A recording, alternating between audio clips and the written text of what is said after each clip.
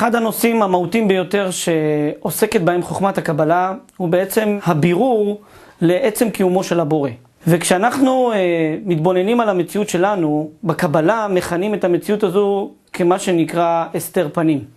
הסתר פנים אומר זה שאנחנו נמצאים במציאות של היעדר גילוי מהמציאות העליונה. כלומר, רוב האנשים פה יכולים אולי להאמין שיש איזשהו כוח עליון, יכולים אולי לרצות להאחז באמונה כזו או אחרת שקיים בורא או קיים איזשהו מישהו שמנהל פה את הכאוס הזה. אבל חוכמת הקבלה עוסקת בבירור ברמה של השגה ממש, ולא היאחזות באמונות של אולי כן, אולי לא, יכול להיות עוד דברים מהסוג הזה, שלפעמים נוח לנו להאחז בהם, לפעמים לא. אנחנו בעצם פותחים פה איזשהו צוהר בבירור שמחולק לשני קטגוריות. קטגוריה אחת היא קטגוריה רציונלית, שכלית, שבה אנחנו רוצים באופן פילוסופי לנסות לברר האם באמת יש דבר כזה שנקרא בורא עולם. כי אם יש דבר כזה, זה כמובן משנה לנו את כל הפרספקטיבה בחיים. את צורת ההתנהלות, את צורת החיות שלנו פה, את כל מה שאנחנו רוצים להשיג, את התכלית הקיומית שלנו. פן אחר בבירור הזה הוא פן שהוא די שיטתי. חוכמת הקבלה מביאה אותנו בעצם העיסוק בה להתפתחות רוחנית שמאפשרת בעצם השגה של העולם העליון. כמובן, השגה באופן מוחשי וודאי של הבורא. לא מדובר בכך שמי שלומד את חוכמת הקבלה יתחיל לחוות תופעות מיסטיות מוזרות של כל מיני קולות שהוא ישמע או דברים מהסוג הזה. למרות שבסוף בגמר ההתפתחות, בשלב הראשוני בכל אופן, כן מצליחים להגיע להשגה ברורה של העולם העליון, אלא שבעצם המערכת העליונה הופכת להיות חלק מאוד ממשי, מאוד רציונלי עבור אלו שנכנסים לשער הזה ועוסקים וחוקרים בחוכמה הנפלאה הזו. את הכלים של המחקר הזה מגדירים חכמי הקבלה באיזושהי נוסחה מאוד מעניינת. כי לא די לחקור את הידע הנפלא הזה ברמה השכלתנית של קריאת מאמרים ולנסות לברר פרשנויות כאלו ואחרות, אלא יש פה איזשהו אלמנט רגשי נוסף שהוא מהווה המפתח לכניסה לחוכמת הקבלה. על זה אומר הזוהר הקדוש דבר נפלא ומעניין.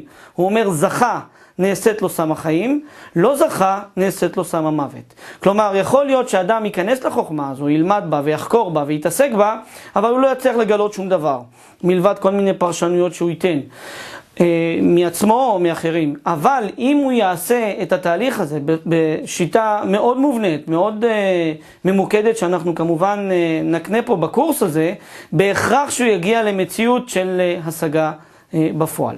אחד הנושאים המעניינים ביותר שאנחנו ניגע בהם היום זה הנושא של השגת קיום הבורא, ונתחיל מהפן הרציונלי. הפן הרציונלי מדבר על חוק מאוד בסיסי וראשוני שחוכמת הקבלה נוגעת בו. החוק הזה נקרא חוק הראשוניות. חוק הראשוניות אומר שלכל סיבה יש תוצאה, וכמובן לכל תוצאה יש סיבה. לכל ענף יש שורש, לכל עילה יש עלול, לכל סיבה יש מסובב. במילים אחרות, לכל דבר יש איזשהו משהו ראשוני שקדם לו ואחראי באופן תכליתי לקיום שלו. לדוגמה, הקיום שלי כאדם, הכרחי היה כמובן שיהיו ההורים שלי, כי בלעדיהם מן הסתם אני לא הייתי מתקיים. יש תפיסה שמשתלשלת מההבנה הזו, שכדי שההורים שלי יתקיימו, גם להם היו צריכים להיות הורים.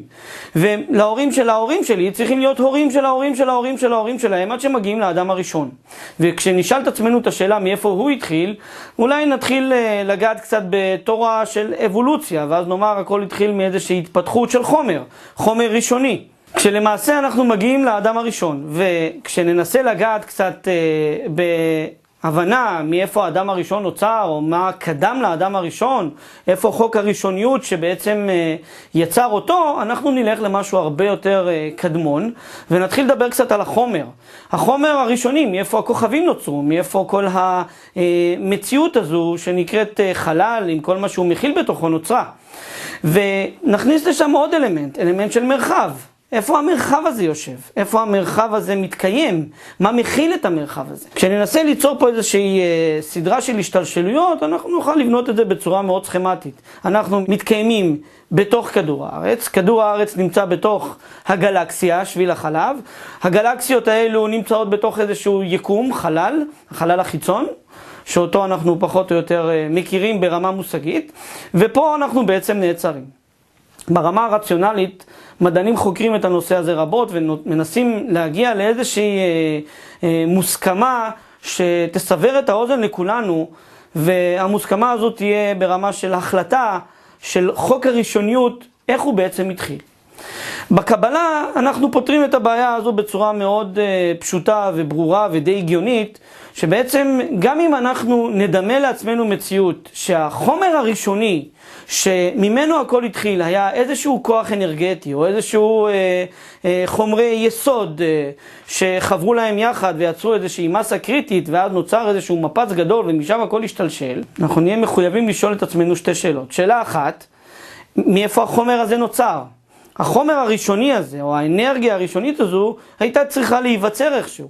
הרי חומר, אנחנו עוד לא גילינו פה מציאות שחומר יודע לברוא את עצמו. או מציאות של אין כלום, ואז פתאום נוצר משהו. זו שאלה אחת שאנחנו חייבים לברר. שאלה שנייה שאנחנו נשאל היא המרחב. איפה המרחב מתקיים? איך נוצר המרחב?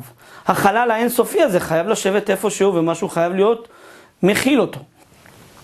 כשאנחנו מנסים לברר את זה, אנחנו בעצם מגיעים למבוכה מאוד גדולה. כי כשאנחנו רוצים להבין שיש איזשהו חומר ראשוני או איזושהי אנרגיה ראשונית שממנה הכל השתלשל באיזושהי אבולוציה או איזשהו תהליך התפתחותי, אנחנו מחויבים לשאול איך החומר הזה נוצר, או איך האנרגיה הזו נוצרה. הרי חומר לא יודע ליצור את עצמו, גם אנרגיה לא יכולה ליצור את עצמה. ובאותה נשימה אנחנו גם נשאל איך המרחב נוצר, איפה המרחב יושב.